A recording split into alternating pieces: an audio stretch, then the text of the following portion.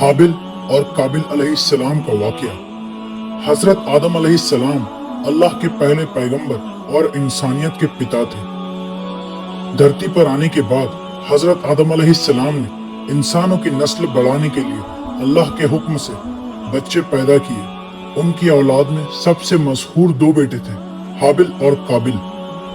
अल्लाह का तरीका यह था कि हजरत हव्वा हर बार जुड़वा बच्चों को जन्म देती, एक बेटा और एक बेटी।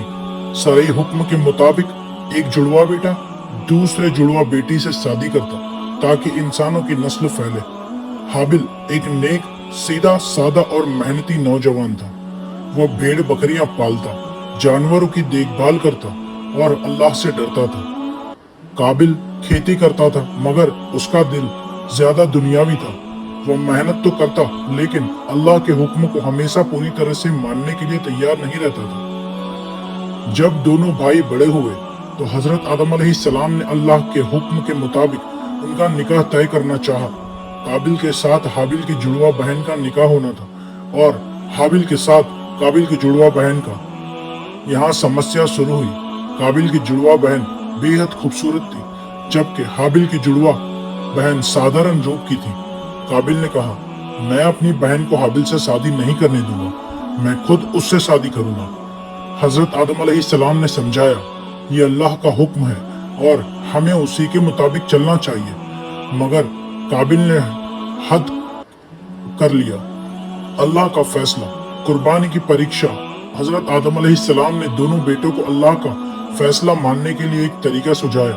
उन्होंने कहा, तुम दोनों अल्लाह के रास्ते में कुर्बानी पेश करो। जिसकी कुर्बानी अल्लाह कबूल करेगा वही हकदार होगा। उस समय अल्लाह की कबूलियत का तरीका ये था कि कुर्बानी को पहाड़ पर रख दिया जाता और आसमान से आग उतरकर उसे जला देती। यह निशानी होती कि अल्लाह ने उस कुर्बानी को कबूल कर लिया।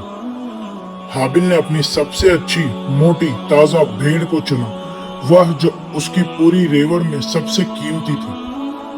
उसका दिल साफ था, वह सिर्फ अल्लाह की रजा के लिए दे रहा था। काबिल ने अपनी खेती के कुछ अनाज निकाला लेकिन वह सड़ा गला और खराब था। उसने सोचा, क्यों अच्छा माल दूं, बस यह औपचारिकता है। अल्लाह का फैसला आया। दोनों ने अपनी कुर्बानी पहाड़ पर रख दी। आसमान से आग उतरी और हाबिल की भेड़ को जला दिया। यह उसकी कबूलियत की निशानी थी। काबिल का अनाज जस का तस पड़ा रहा, उसकी कुर्बानी कबूल नहीं हुई। कुरान में भी इसका जिक्र है। काबिल का चेहरा लाल हो गया, उसके दिल में जलन, गुस्सा और नफरत भर गई। उसने हाबिल से कहा, मैं तुझे जरूर कत्ल कर दूंगा। हाबिल ने बहुत नरमी से जवाब दिया, अल्लाह तो सिर्फ उसकी कुर्बानी कबूल करता है जो उससे डरते हैं। अगर तू मुझे मारने के लिए हाथ उठाएगा तो भी मैं तुझ पर हाथ नहीं उठाऊंगा। मैं अल्लाह से डरता हूँ जो सारे जहान का रब है। इंसानी इतिहास का पहला कत्ल। शैतान ने काबिल के गुस्से को और भड़काया।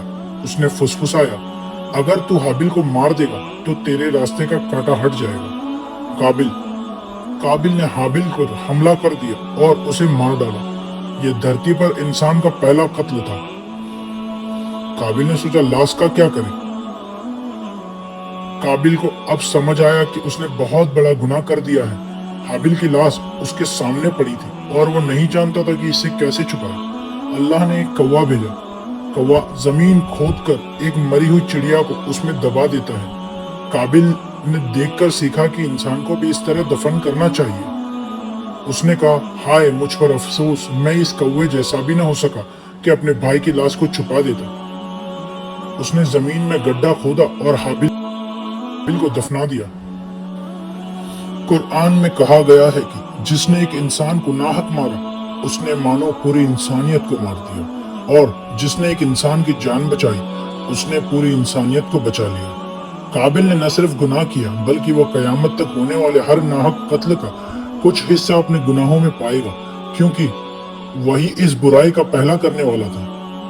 अल्लाह की इबादत और नेक नीयत से अहम है। हाबिल की कुर्बानी इसलिए कबूल हुई क्योंकि उसकी नीयत साफ थी। ईर्ष्या सबसे खतरनाक बीमारी है। यह इंसान को अपने ही भाई का दुश्मन बना देती है।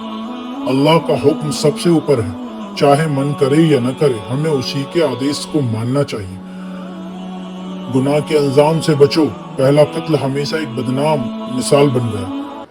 कौवे से भी सीख सकते हैं। इंसान को सीखने में शर्म नहीं करनी चाहिए, चाहे वो किसी जानवर से ही क्यों न मिले। काबिल ने इसके बाद अपने घर जाना मुनासिब न समझा। उसे पता था कि आदम अलैहिस्सलाम उससे बहुत गुस्सा होंगे। वो अपने घर न गया और बल्कि शैतानी कामों में उलझ गया। उसी ने आगे जाकर बुत परस्ती का आलम स्टार्ट किया। यह कहानी सिर्फ ऐतिहासिक नहीं बल्कि इंसान की बुनियादी फितरत, गुनाह और तकवा की अहमियत को बयान करती है।